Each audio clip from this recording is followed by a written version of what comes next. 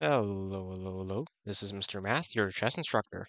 Welcome back to Office Hours, the series where instead of discussing specific instructional topics, we go over more casual topics. By popular request, we'll be today analyzing the play of Evil Neuro. Evil Neuro is an AI streamer made by the same programmer of Neuro, who we analyzed about a month and a half ago, and similarly also recently played chess against some viewers on stream. In this video, we'll analyze some of her games, talk about how she plays in comparison to Neuro, and focus more this time on the endgame phase of the game. So for our first game, we're not going to look too much at the endgame, however, mainly because the game actually didn't make it to that stage. Instead, we'll be looking at how Evil Neuro played very similarly, if not identically, to how Neuro would have.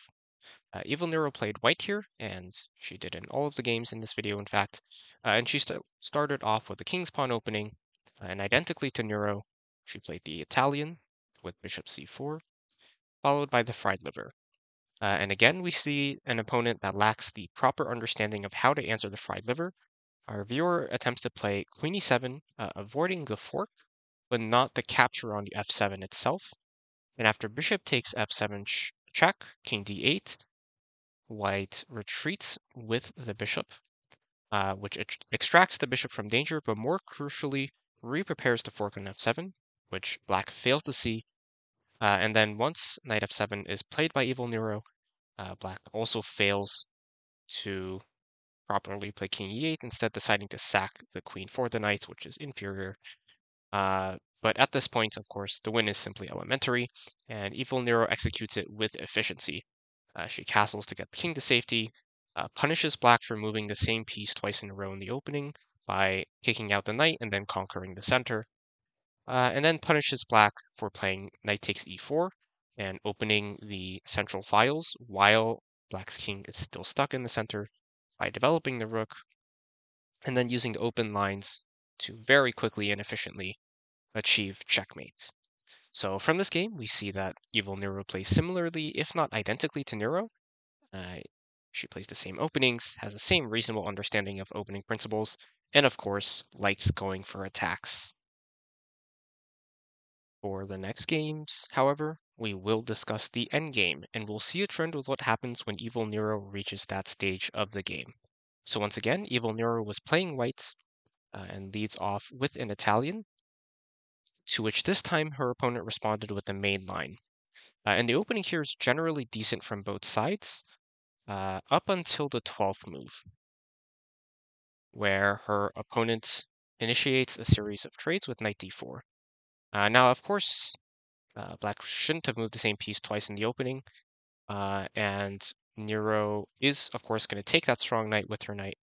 And Neuro could have gotten an advantage here by either retreating the knight to d2 and attacking that pawn on d4, or capturing on f6 before playing knight d5. However, she plays knight d5 immediately instead, and this allows her opponent to win a piece. Knight takes d5, and this exposes the bishops to each other. If Neuro recaptures the knight, she'll lose the bishop. So of course she recaptures the bishop, but now here's a nice little trick. The knight on d5 can recapture on e7 to simultaneously recapture the bishop and save the knight from the attack.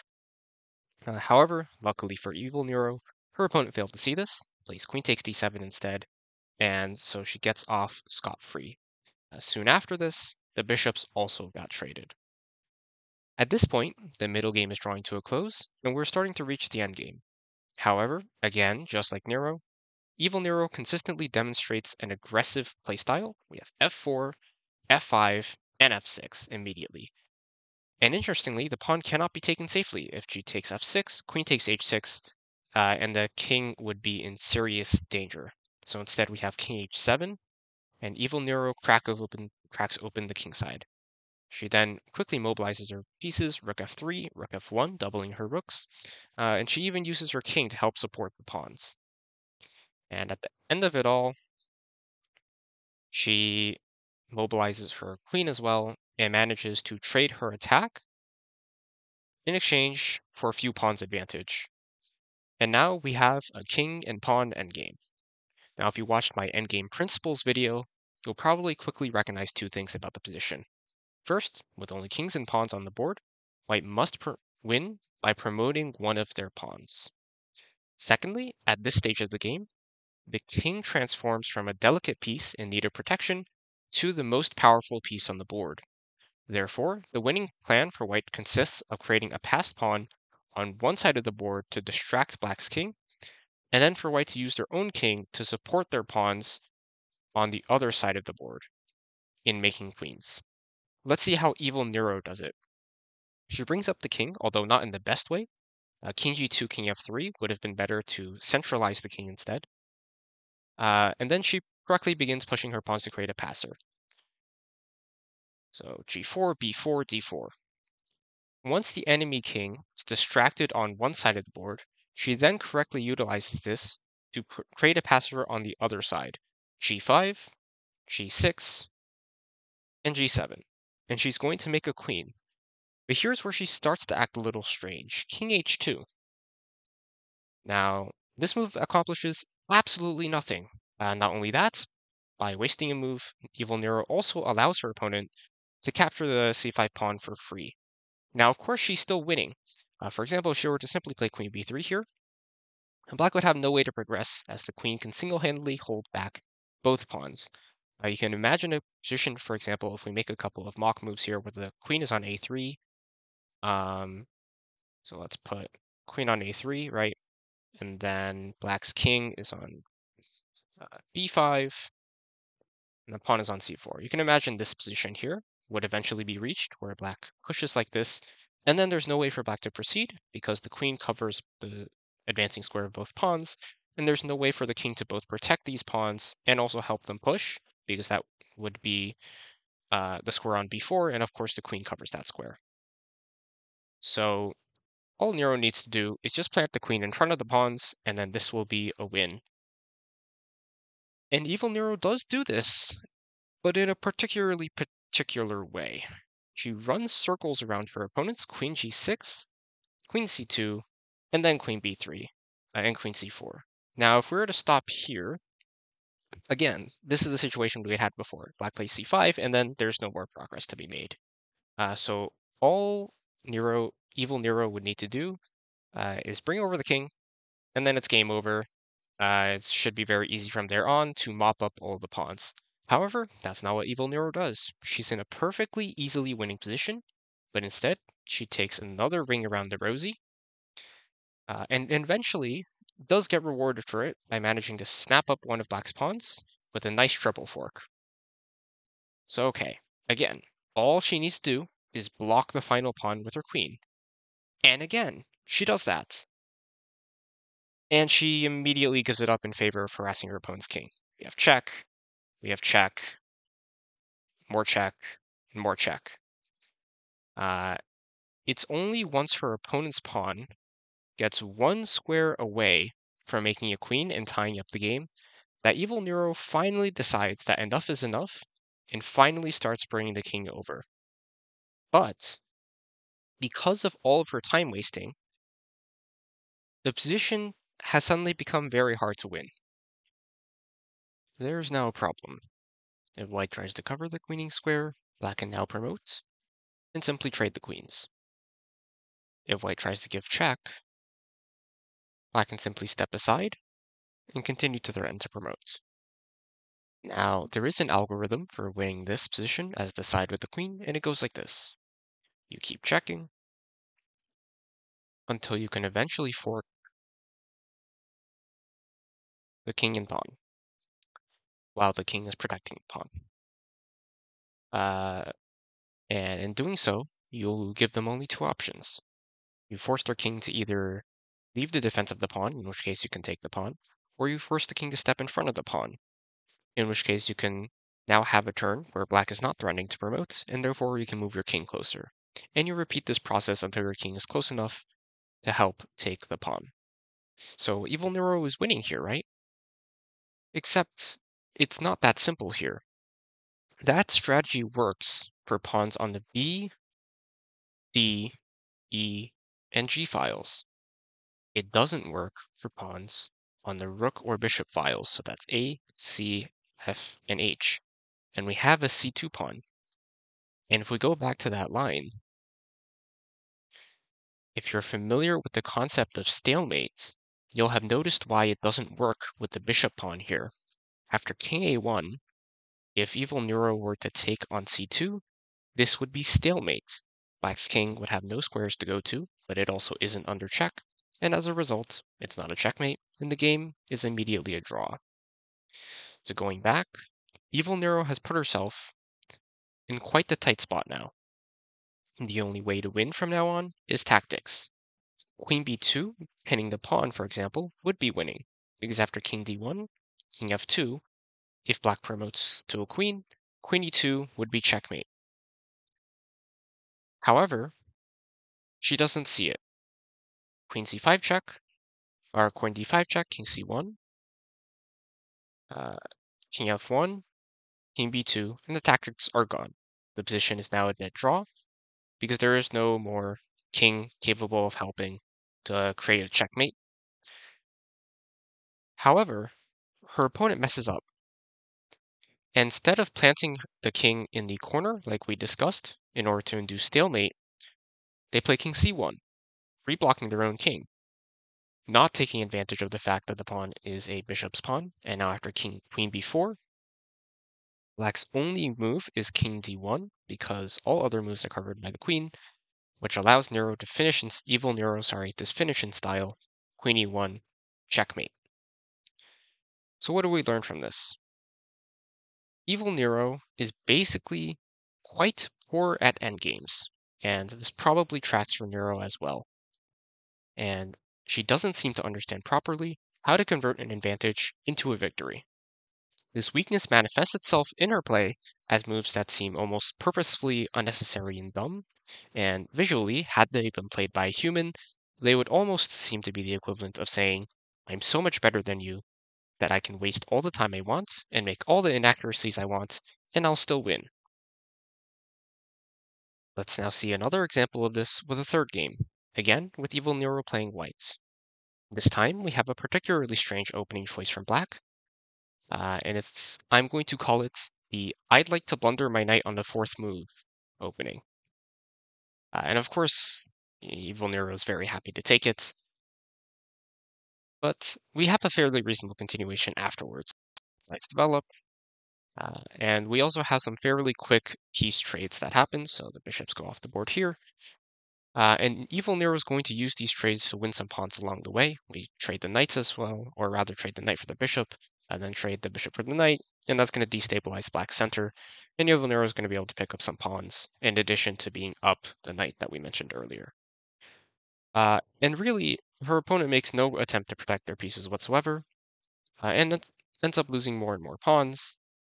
And if we go a bit more forward here, we also end up trading all the rooks. Your opponent continues to lose pawns, just doesn't defend these hanging pawns at all.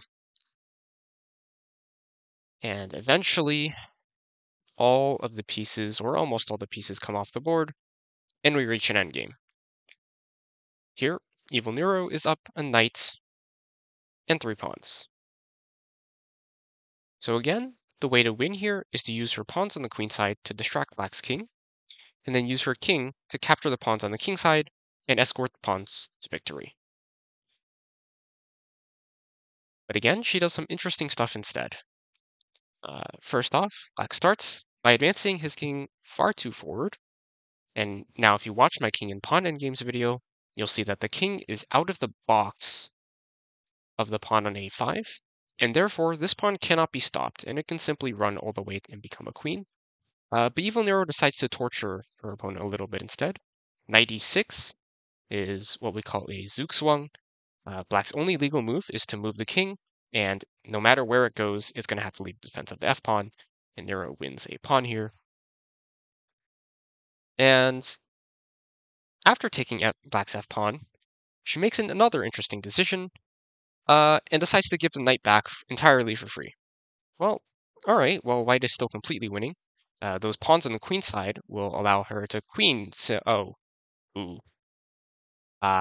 Okay, well, she's going to refrain from promoting with her pawns, but maybe she's going to promote with the f-pawn instead, right? Yeah, they're f7 and... oh. Ah. Well, she's just going to shuffle her king around instead. And now we have a completely drawn position. So again, if you've seen my king and pawn endgames video, you may recognize the reason why.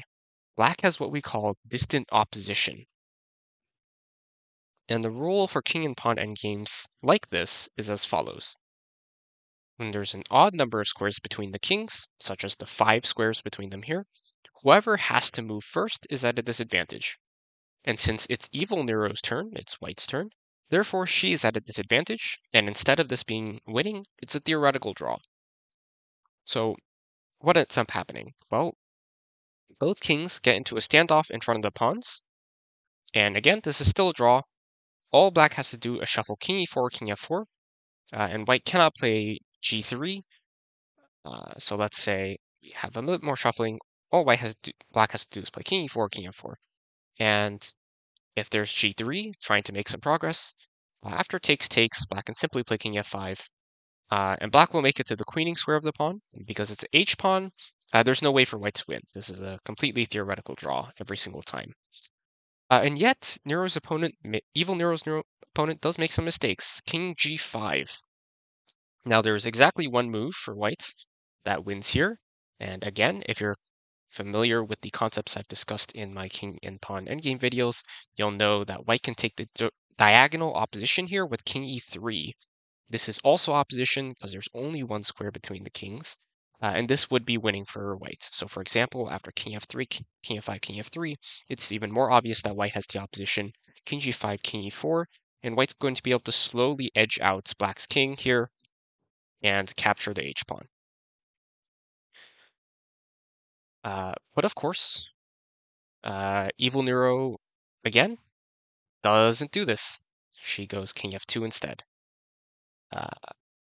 And again, it should be a draw now.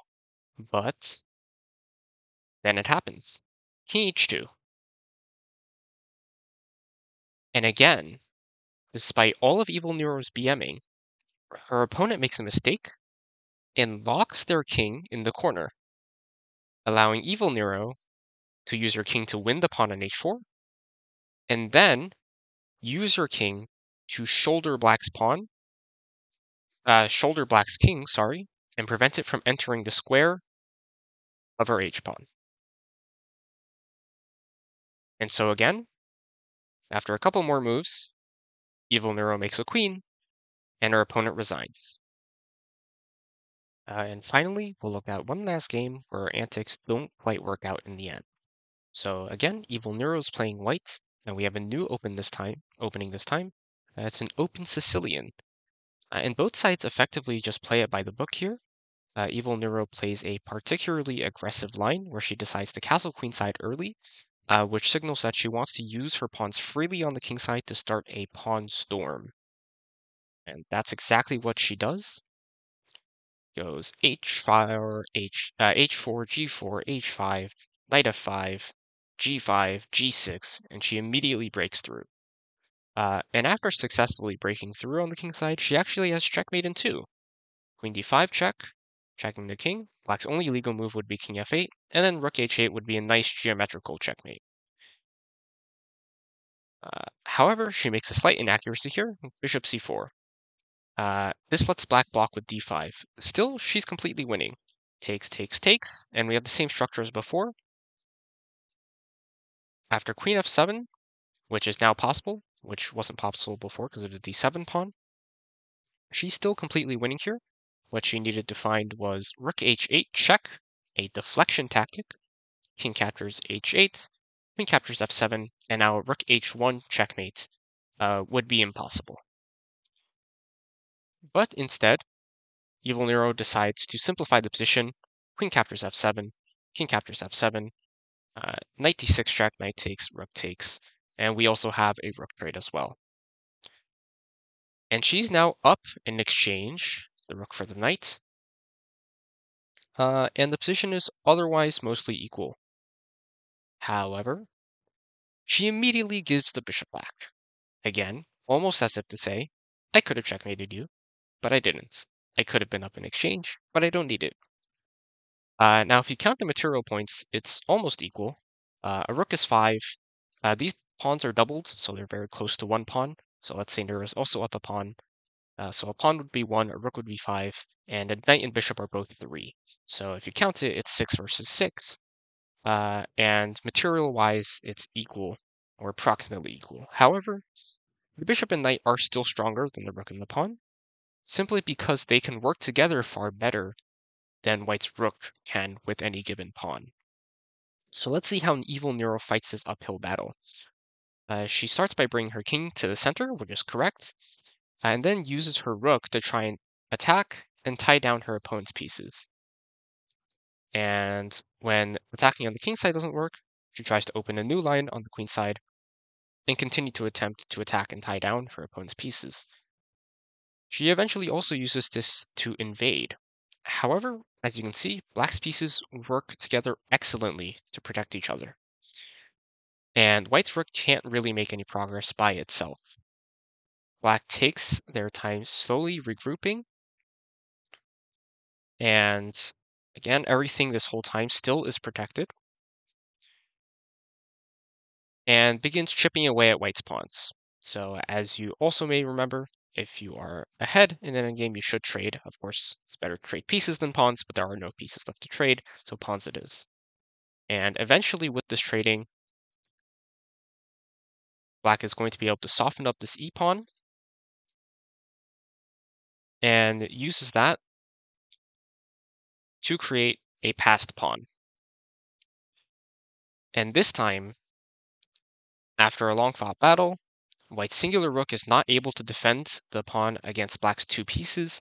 Black uses a nice little tactic, attacking the queening square, but white cannot defend it with the rook because it's covered by the king, and nor can white, as Evil Nero attempts to do, take the knight because black simply queens. And this time, Evil Nero is unable to pull together the win, and her opponent makes a queen, and eventually delivers checkmate. So, in conclusion, Evil Nero plays very similarly to Neuro, whereas last time we analyzed opening and middle gameplay and concluded that it was mostly good and very aggressive. This time we got a chance to see some situations where the attack gained an advantage, but didn't get a checkmate. In these circumstances, the AI had trouble converting the lead. Practically speaking, this probably has something to do with the dataset that Neuro and Evil Nero have been trained on, since as the endgame is the last part of the game, naturally not all games get to that stage, and so the AI may have had less of a chance to learn properly how to play it. Once again, I hope this video was insightful, and if you're hoping to learn more about some of the concepts discussed in this video, or if you're trying to learn how to play chess, please feel free to take a look at some other instructional videos on this channel. Thank you all for watching, and I'll see you all during class.